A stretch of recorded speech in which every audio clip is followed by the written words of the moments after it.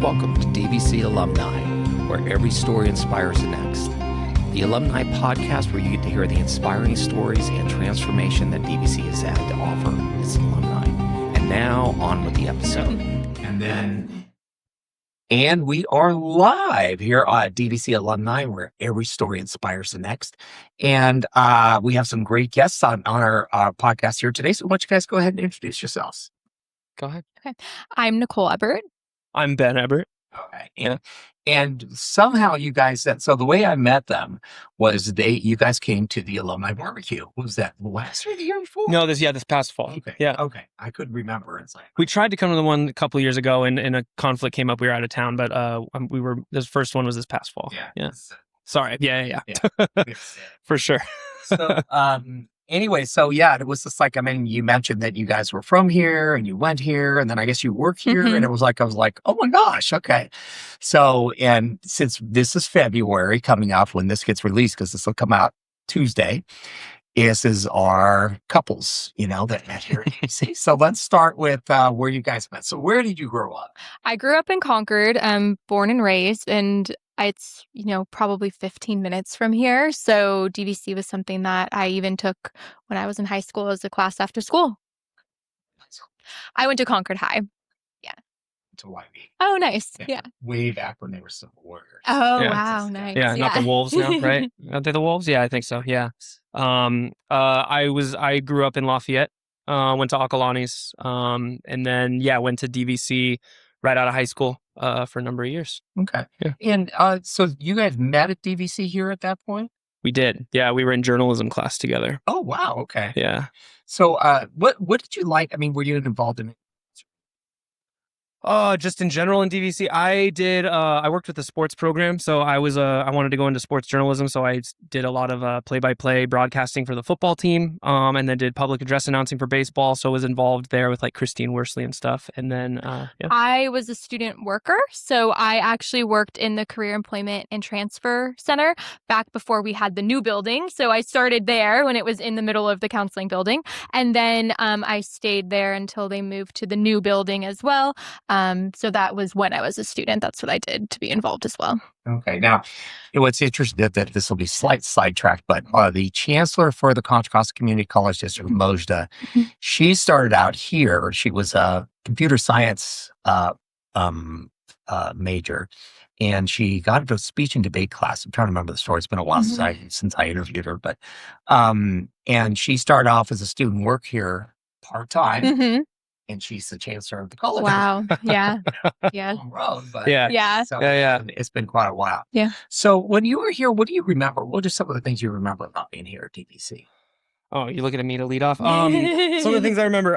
I remember the quality of the teachers. Honestly, I always tell people, I went here and did all my, knocked out like the usual stuff, like knocked out all my GEs and prepped for transferring to a 4-year. And not that I didn't love my 4-year, I did, but I think the quality of teachers here at the school was really what stood out for me. They were very involved, hands-on, like always there if you needed extra help, and really prepped me well, I think, when I did transfer my 4-year. Did you end up going to? I went to USC for my undergrad down in LA.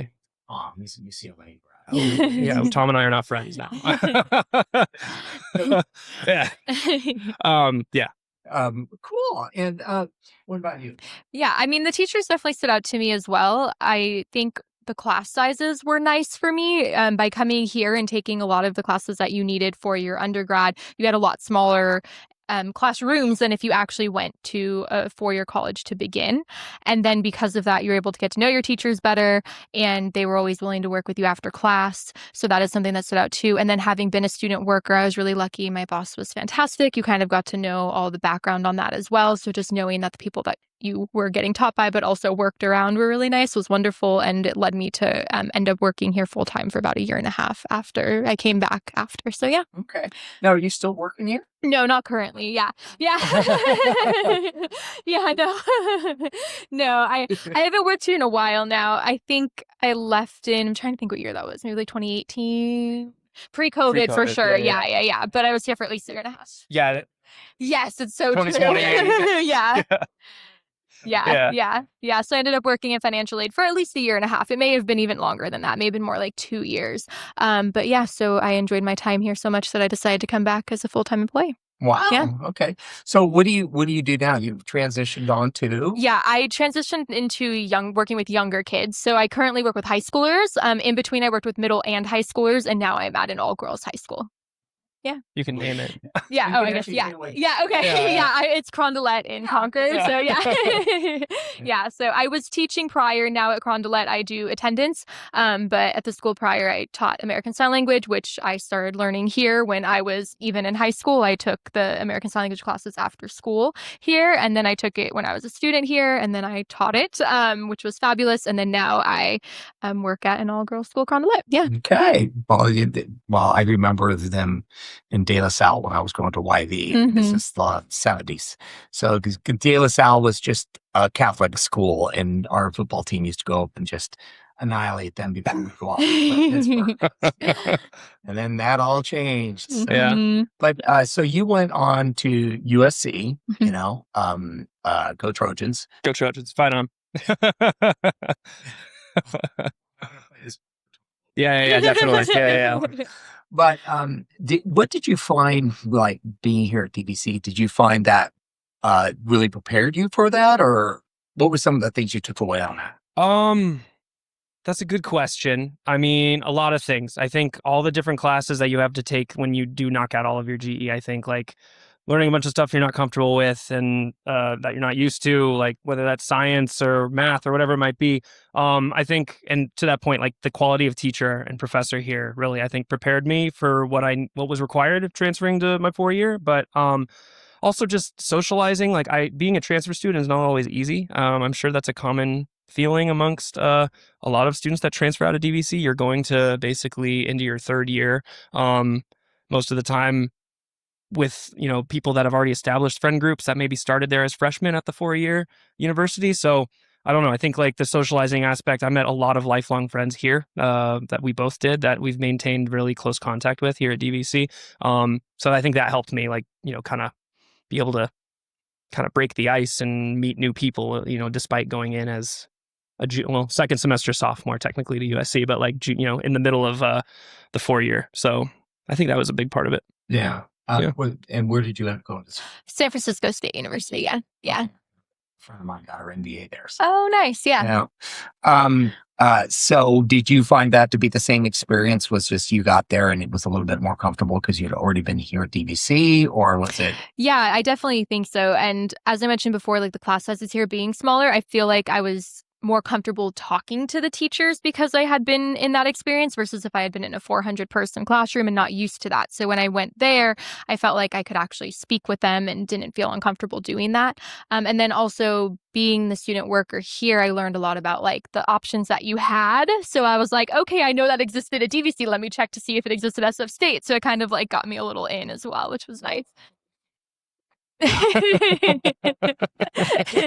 code, you get all well, no, and it's like the thing is because you put yourself out there. Yeah. So I mean, I see that with students that are either involved with clubs, but they're very involved with the community, and then maybe they become a student worker someplace. But the thing is then that gets them kind of that behind the scenes cheat code. Yeah. I guess we'll call it. Totally. So you then went on, completed that. You went on to one school, then now you're at the all-girls high school that shall remain nameless. And yeah, right next to So I work at like where I work currently. I work at I like to say sports tech startup. That's the easiest way to say it, but we're basically like a flexible ticketing software platform that we license to professional collegiate sports teams and casinos. We basically help run flexible ticketing. So like the LA Kings are a big partner of ours, and we help basically, if you want to buy a ticket membership with them, you can flexibly manage. Like if you book one game and you need to swap out of tickets and book a different one, or you need to add on additional, our software makes that really easy and self-service. So that's what I do currently. Oh, wow. And what do you do with them? I lead all of the partnerships. So my title's the head of partnerships or VP of partnerships, but I basically handle all of like a lot of the sales, pitching, onboarding new partners, and then maintaining the current partnership. So the whole life cycle of a partnership with our. That actually sounds really interesting. It's just that, not to say that the Yeah. all-girls high school is not,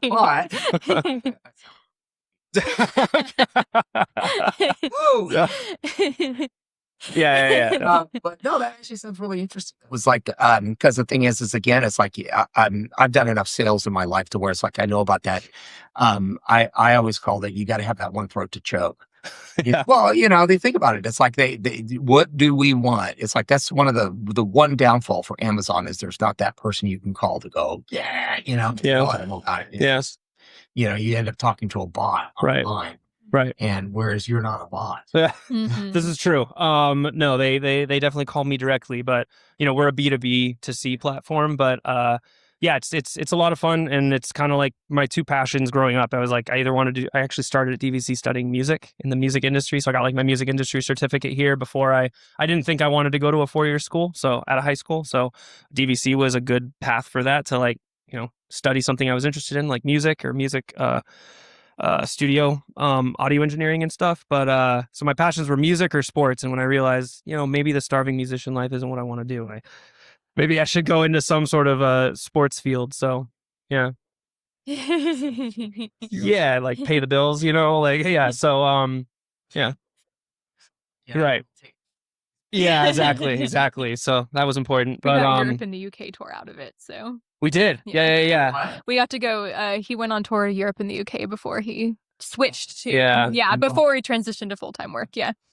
Just drops that in there. Well, we got most out of it.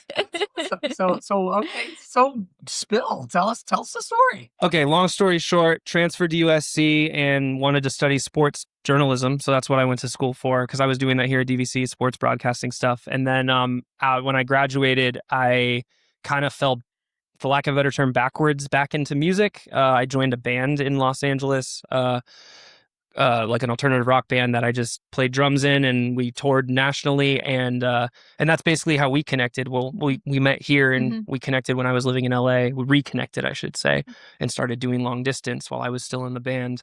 And then I ended up applying to grad school for sports business. So I got in there, and I was doing grad school while still in the band, and I decided to leave and quit the band to say, all right, I'm going to start using these degrees that I've earned and am earning.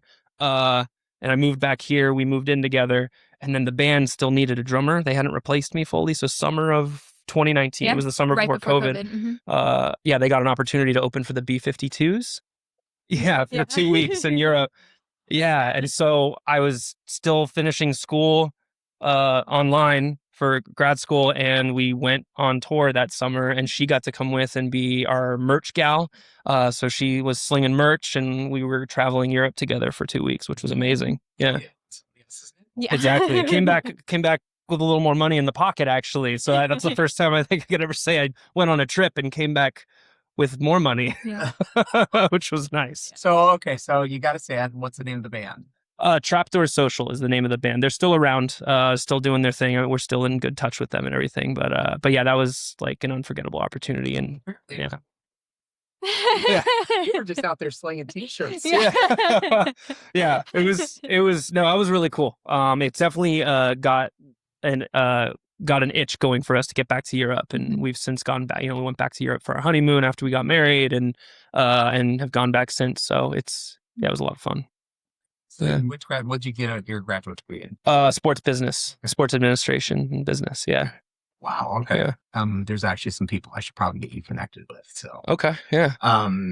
We'll talk afterwards. Oh my gosh, that's actually a good story there. Twos that I came back and Yeah. So you initially met here at DVC, and you kind of dated a little bit when you were here. No, we were just friends. Yeah, we were in separate relationships at the time, but we were in journalism class together, and what got us talking was either Giants. She's a Giants fan. Yeah. I'm a Dodgers fan. Yeah. But we're both Sharks fans. Yeah. So one of us was wearing some gear. I don't remember how the conversation started, but it was something to do with sports. So that's how our whole friendship started. Journalism, yeah. So we would talk smack when baseball gear was differing, and we would, agree on. Yeah. And we would agree. Yeah. So my youngest daughter was going to school in Southern California, and one of the things is anytime we had a chance, she used to play travel ball. I used to coach her for a while. And then when she finally got too old, I got tired of traveling. I just sent her on her way. But she would, we would stop in different cities, and if given a chance, we'd go catch a ball game and whatever, Nice. and that's always a thing, right? Oh yeah. So when she was going to school in Southern California, she went to the Angels because she's staying in Orange. Okay. But then she did go up to Dodger Stadium, and the first question I asked her, "Did you have a Dodger dog?" Got it. Yeah. That's right. Yeah. Yeah. They got extra vitamins. Yeah. But no, I think sports rivalries are one of the best things. And I hate to say it, and Tom will attest to this, but I was rooting for the Dodgers in the World Series. Oh, come on. Yeah. You gotta. I mean, Oh yeah, they better beat everybody. So it just, they needed to. yeah, we're going for the 3-peat now. But I will say our first date when we did reconnect was the Giants-Dodgers game. Yeah. Yeah. I was still living in LA. Mm-hmm. We were talking, and I was trying to figure out what are we I gotta plan a trip back to see her. So I pretended, she remembers this, we were texting, and Mother's Day was coming up, I think a couple weekends away, and I said, oh hey, I'm gonna be in town for Mother's Day. I was not gonna be in town for Mother's Day. I was, but I had no plans initially. Just I love seeing my mom, of course. I love you, Mom. But I used that as an excuse to be casually hey, I'm going to be in town. Do you want to, hey, the Giants Dodgers are playing in SF. Do you want to go to the game? And so I worked out. And then suddenly he goes, all right, I just bought the tickets and I bought the plane ticket and guess we're going. And it was just all very sudden. And I realized, I guess he really wasn't going to be here until he just I wasn't so subtle day. after all. Yeah. So. But after you really, I think early on my current wife, I think we've been dating for about a month, and I took her to a Giants game, and I got the tickets from a friend of mine because I'd helped his dad out a lot, and his dad had just passed away. So he says, hey, he's got season tickets. So he gives them to me. What he didn't realize is he'd also shared them with somebody else. And so somehow we all got in the door. Those people were not very nice about it. They were really nasty about it. But I was just like, you know what? Can we stay in the stadium? We're here. And the ticket people were like, oh yeah, we're going to make sure. And they got us really nice seats behind the scenes. Oh, wow. Yeah. It's so cool. It used to be a nice person. Yeah. It's very cool. Nice. Playing my life. Fall sports. Yeah. But well, good. So football team? He's more into football. I mean, Do you have a football team? I don't really have a football team. I root for the Minnesota Vikings because he's a big Vikings fan. And then if the Niners are playing because we're local. My mom's from Duluth, Minnesota, and I was flooded with purple and gold gear from that side of the family when I was a little kid. So it stuck. I had a Dante Culpepper jersey growing up, and anyway. Yeah. But college football is what I was born and raised on. I was born and raised going to Cal football games, and my dad just Okay, so when Cal and USC are playing, USC. I mean, I was in the drum line, so I really drank the Kool-Aid. That scratched my itch for playing drums when I transferred there. So traveling for all the football games and playing on the field and stuff. So you also played in the drum line at USC? Yeah. Yeah. So you really were in the band. Yeah, it was really in the band. Yeah, exactly. 2 bands in LA. Yeah. 2 bands at the same time. Yeah. And then you can always say, well, I'm in the band. Yeah. Exactly. Well, she always, we always go back for homecoming pretty much every year. So she always joins me there, and she gets to watch all the alumni try to remember how to play all the songs. Some struggle every year. So, yeah. So, well, that's really cool. So, that's gonna irritate a lot of people. That's fine. I still root for Cal and every other when they're not playing USC. Yeah. I have a friend of mine. He went to school. He went to school in Southern California, Beverly Hills High, and then he ended up coming up here to Cal. But his dad went to USC, and so the only time he's conflicted is when USC and Cal are playing each other. And then he's just kind of like, yeah. Well, it's a win-win, I guess. Yeah. Somebody's gonna win. So you don't really have a team other than the Giants. Giants, Sharks. I'm a big hockey fan. Those are my 2 main ones, to be honest. I'm mostly baseball and hockey. Yeah. But yeah. That's funny. Okay, so Sharks is how we reconnected. Yeah. So we started talking because of sports and journalism class, and then it was I don't know how many years later. 3 or 4. So it was, we started talking again in 2017. So 2017, I saw she had gone to a Sharks playoff game, and she posted on Facebook like the intro.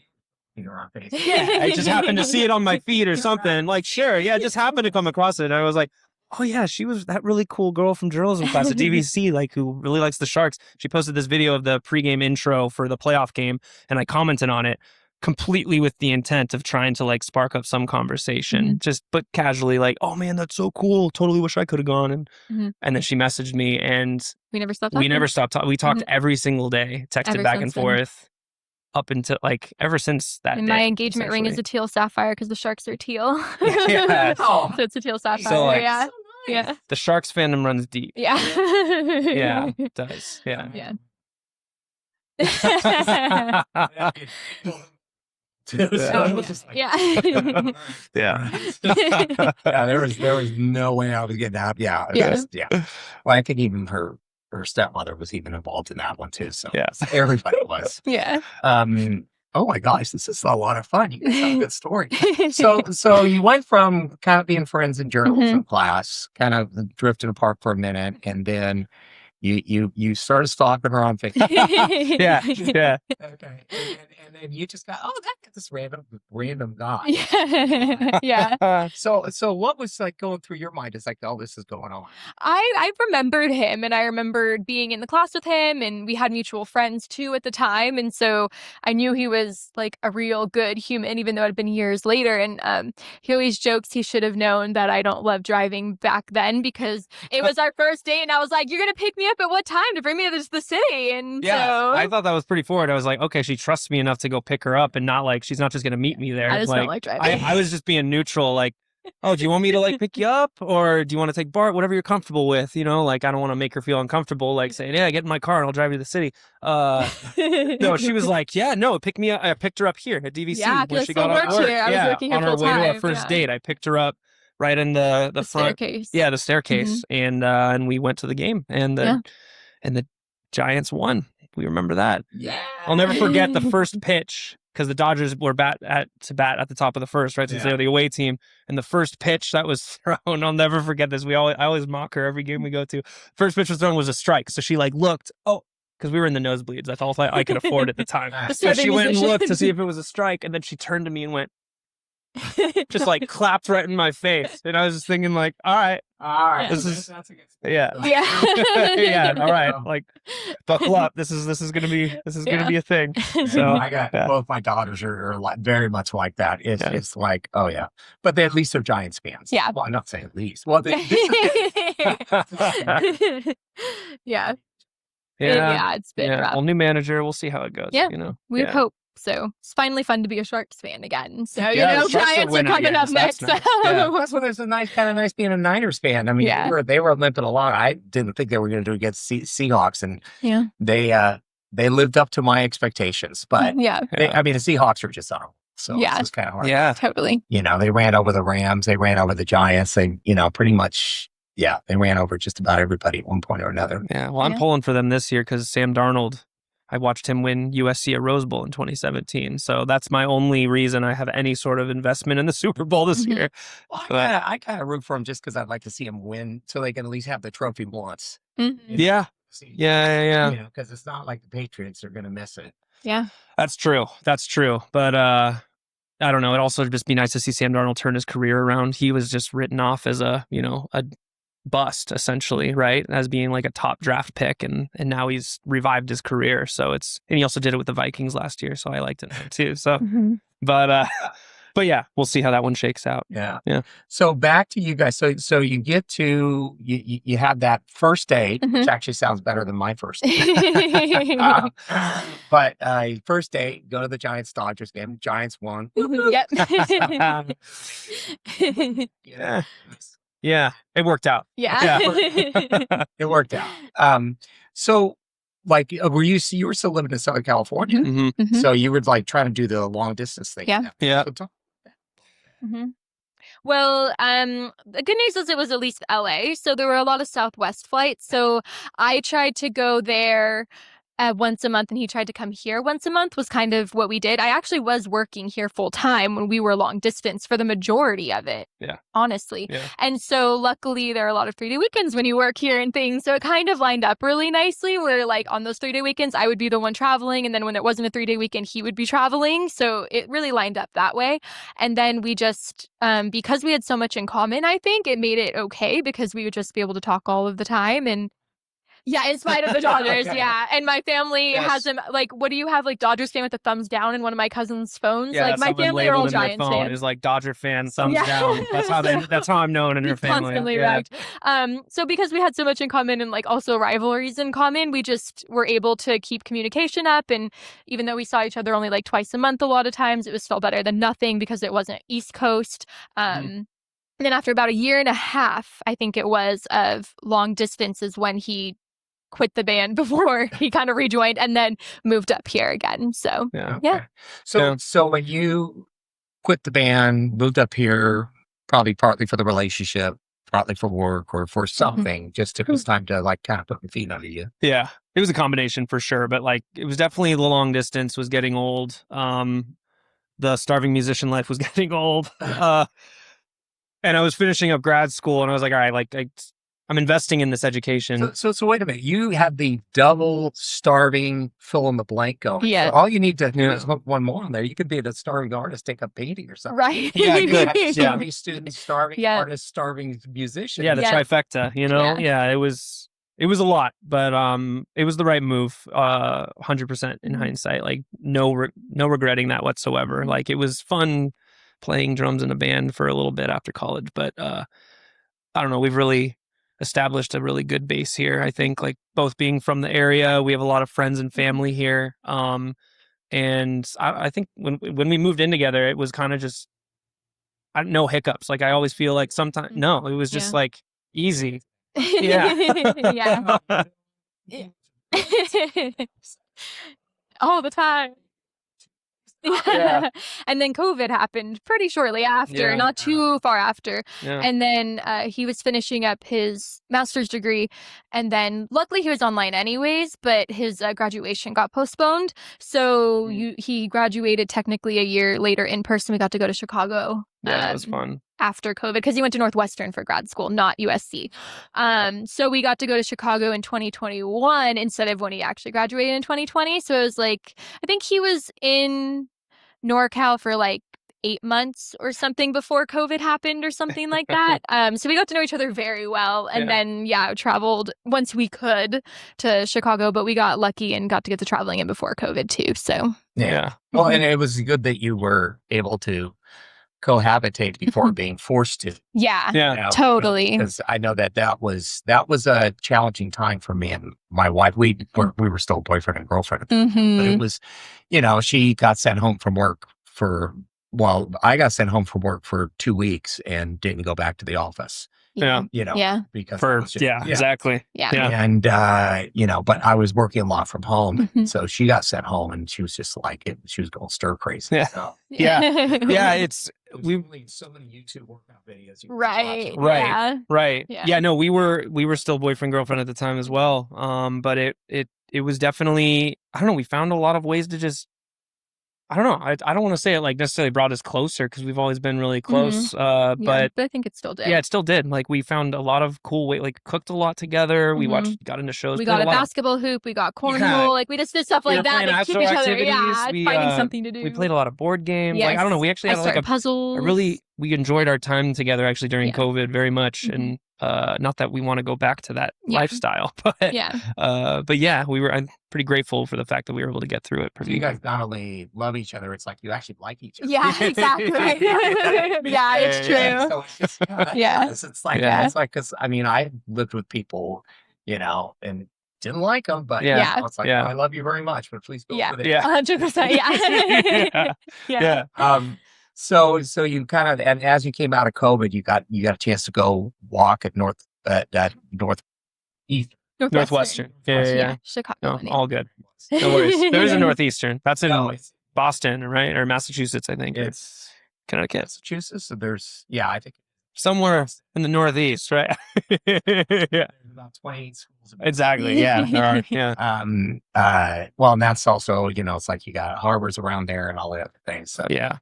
you know, so since that time, so how did you get into the app that or not the app, but the service that you guys are, how did you end up? Yeah. So we're company's called Fan Rally. I don't think I gave the name earlier, but I worked at the A's the summer we got the tour opportunity with the band. They let me take 2 weeks off to go on tour, which was very nice. But I was working at the A's at the time, working in the broadcast side. And the COO of the Oakland A's, his name's Chris Giles at the time.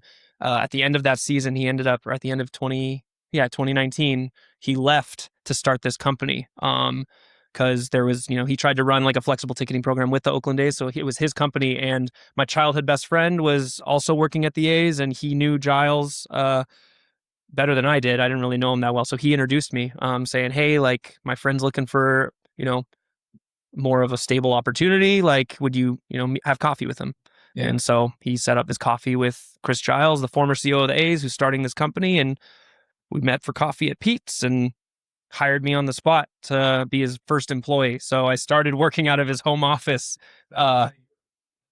He always says that on like new sales calls that he's on. He's always like, Ben was employee number 1. So yeah, it was just the two of us start, and it was January of 2020 formally, I think, is when that started. And so then COVID hit, and it basically set us up to be able to do a bunch of research. A lot of these sports executives had a lot of free time on their hands because there were no live sports. So we actually used that period of COVID to just do a bunch of research, like for the product that we eventually ended up, getting an engineering team and built out, and where we are today. Wow. Okay. Yeah. So that worked out. And then let's talk about your track. So you were working here at DVC and you ended up.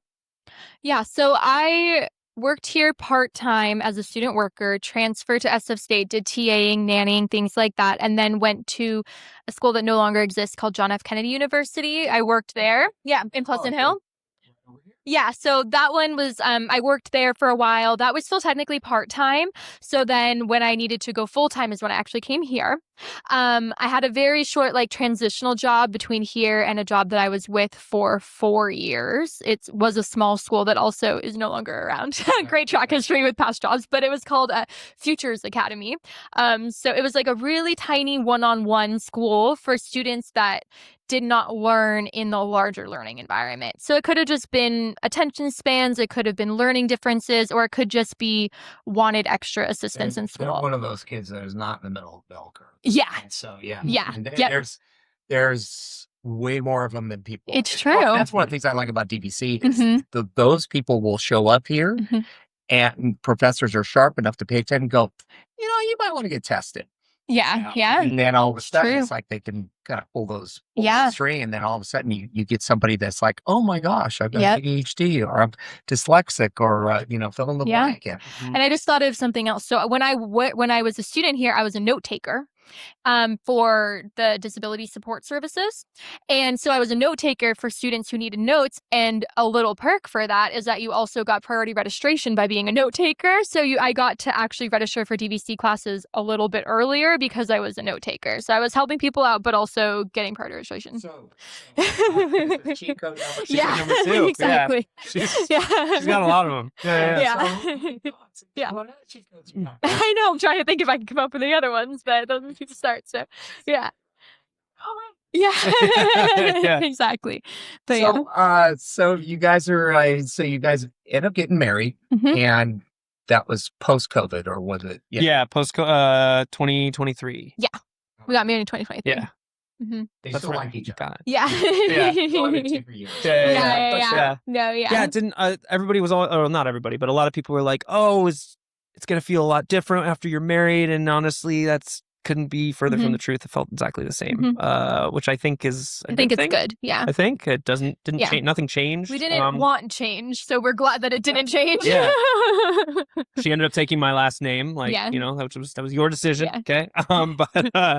so my wife was very much, I'm going to take you there. All right. yeah.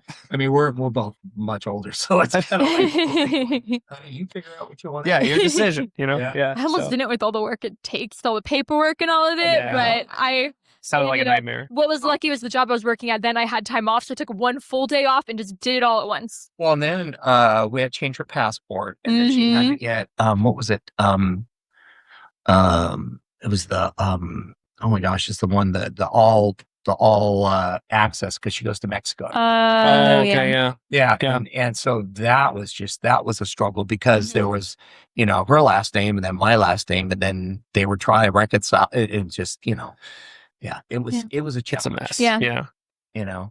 So okay, so now you're working So that school was 4 years, the one-on-one school, and then after that was no longer school. I started working at Rondelet, which is the all-girls school. So I had two schools that are technically no longer in existence I used to work for, but now work for one that has been established for 60 years. So hopefully this one keeps going strong for a while. Well, JFK, I'm familiar with them because when I was a chamber guide, we did a lot of stuff with JFK. Oh, nice. Yeah. And that's 25 years ago. So I was around then when they moved into town. So it's just, but I know that part of it is they were struggling, and I think enrollment, and then National University. Yeah, National bottom out. Exactly. Yeah. I was there right during that acquisition. So that's when I phased out, is when the acquisition happened, basically. Yeah. So, They're actually reopening. Oh, so they nice. have I think it's their PhD psychology program is going on there right now. Oh, cool. And then they're looking to expand kind of the footprint a little bit more. Right. But I know COVID changed everybody's plan for everything. Yeah. Fill in the blank, and everything changed from then. Yeah. So you went from there. You're at Cougar Town. Yes. Yeah. Exactly right. Yeah. Enjoy your time there. And so, what do you see as your future down the road? Let's say 5 years. I like education in general, to be honest. I will say I love working with college students as well, but it is fun working with younger students too, because there's more to be able to help them learn and grow with. What was great about working in financial aid when I worked here is that you do get to help people in all different areas of life. So that's what really made me realize, like, okay, I want to do something with that. So by working with high schoolers, or even when I worked with middle schoolers, you really can help motivate them and make them be like, okay, you want more education, you want this, you can be somebody. And so I really enjoy that aspect of it. I think maybe one day I'd go back to more one-on-one-esque, because I loved being able to teach students and help them grow at their own pace. But I'm happy where I am. But I think maybe long-term, seeing if there's something else that could be a little bit more one-on-one personal, so that I could help a person actually go at their own speed again.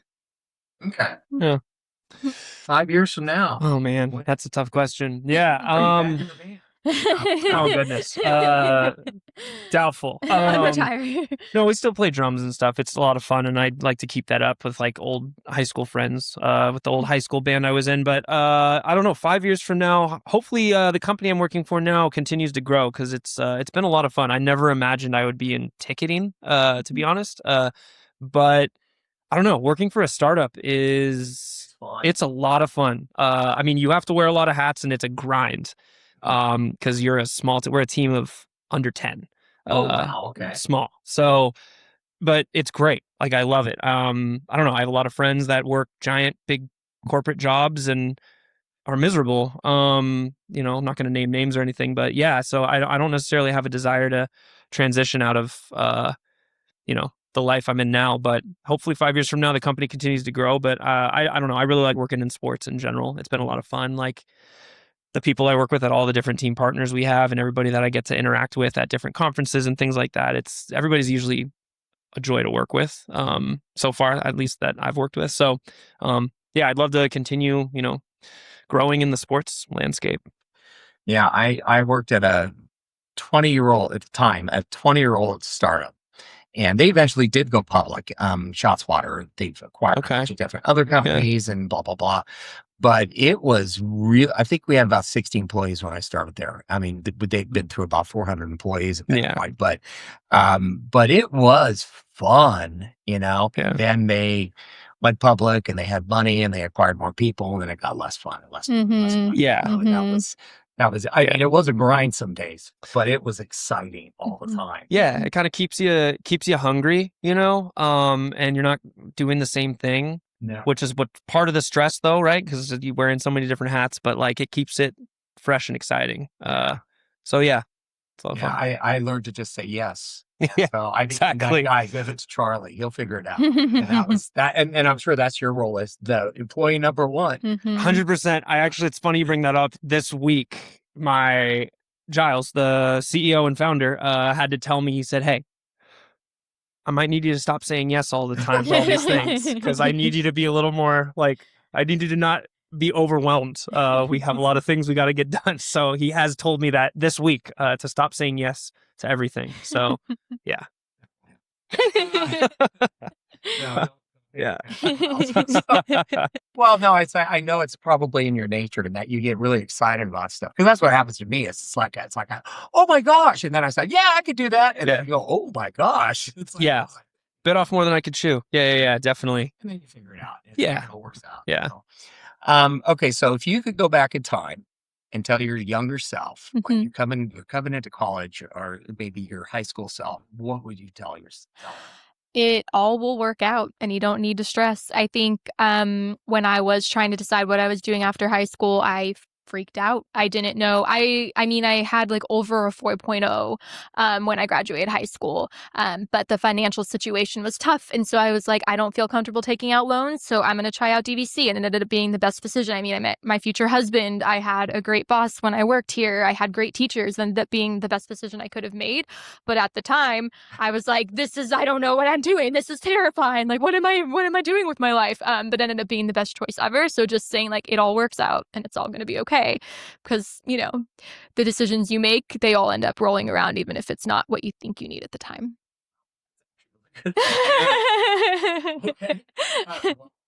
Yeah, tough to follow. I don't know. I'd echo that though, because I feel like I experienced a very similar thing where I did not have a 4.0 coming out of high school. I did not plan on going to school after high school. But that's, I think, what I was going to play in a band, and that's what I wanted to do. And I felt like, I think at the time when I, like being a senior in high school, you think you know everything when really you don't. And there's a lot more to learn, a lot more growth to be done. But when I came here, I thought I had to choose, like, I either need to commit to music or I need to like go and get a degree and do sports. And those were my two passions, as I mentioned. So I thought I had to pick one or the other. And I don't know, it really does all work out. You get to like kind of weave your life together and, being able to like, okay, I'm going to go to a 4-year, like the band thing didn't work out right out of junior college. So I'm going to go to a 4-year. And then I, got my degree, and then I ended up accidentally falling backwards I was just looking for a jam band just to play drums for fun. And I ended up joining a band that I stayed with for multiple years and toured, and that was my life. And then ended up saying, you know what, I need to go back and do sports business and get a master's degree. And now I'm working in the sports industry. So it's kind of like, you really can have your cake and eat it too sometimes if you just give it your all when you're doing it, but always know that the road is just going to go wherever it leads you. So, yeah. I think that most folks, especially, so I look back on when I was in high school, which was a long time ago, but it's like, the older I get, the smarter I think I was and the dumber I am now. So it's just, but it's the thing is it's most of the people that come here that I know have very non-linear stories. Yeah. And it's kind of like, oh my gosh, we're going to do it, and you get here and apparently it worked out. You got to go tour Europe and you did pick the band and sports. Yeah. You picked them both. So it's just like it all worked out for you guys. Yeah. Yeah, it did. And then it worked out because you never know who you're going to meet when you go to DVC. I'm just going to say, like, you ended up meet your future partner, your life partner, and okay, maybe it doesn't work out when we meet for the first time, and then you just reconnect. Like, life just has crazy things like that it throws at you. And when you did, was it baseball that you met Chris? Yeah, when he did the working in the baseball team at DVC, we're still very close friends with his friend. He was one of my best men at our wedding. So they met here as well. Here at DVC, just didn't know each other. He was doing the social media for the baseball team. I was doing the PA announcing. We were sitting next to each other, and we just started. I didn't know who this guy was, and we just started talking in between batters. Now batting, third baseman. And then we would just talk, and now we're best friends. Yeah. So yeah. Wow, that's actually a good story. Yeah. So cool. Anything else you want to sign off with? I mean, go Vikings. We try to make sure we come to at least one football game every year. This year it was the alumni tailgate. But that's been really cool to see. We applaud you for everything that you do to try and, keep an alumni group together and the camaraderie here, Well, and we'll work on building some, so we'll talk more afterwards here about some of the things that you guys can help with. Cause I mean, apparently you still know people from here, which is the thing about what happens here at DVC. It's people, they meet these people and they become lifelong friends. Yeah. And it's like, hey, let's all get together for, and then all of a sudden you got 20 people that are getting together. So, in spite of it not being the Trojans. Well, okay. Well, I thank you so much for coming. Thank you. Thank you for having us. Yeah. Thank you. I'm really, really touched and honored. It's like, it's very exciting. You guys have such an amazing story. Thank you. Thank you. I think that my other couple of stories that I think I have lined up are not going to be quite as good. Oh, no. Yeah. You have to go along as the Yeah. merch Yeah. people, right? Yeah. So that was like, She did good too. She sold a lot of shirts. I think we sold out of all of our stuff. I don't think we came home with any. So yeah, I did pretty good. Yeah, she was actually really good friends with the merch guy for the B-52s. Mick. He took me under his wing. Yeah, he was this really just like gritty Scottish guy. He was Scottish, and he just had the thickest accent. And he really like looked after her when like I couldn't be there because we were doing band stuff or sound checking, and Mick was always there just hanging out with you and protecting you and stuff. And and then he'd be like, I'm busy. Do you want to help me sell the bees too? And I'd go over and help him sell those shirts too. And he was really nice. So it made it. So did you get to hang out with the B-52s? Oh, yeah. Oh, yeah. After. Like, goofy and fun. And they're so goofy.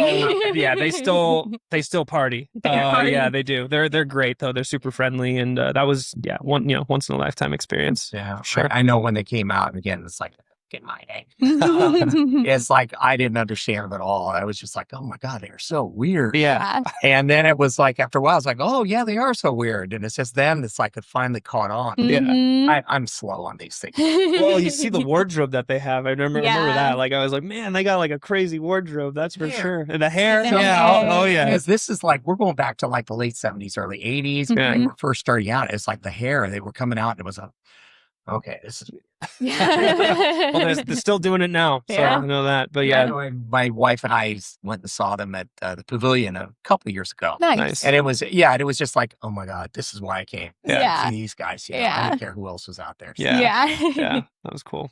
All right, gang. Well, thank you so much. Thank you. Thank you. Thanks for having us.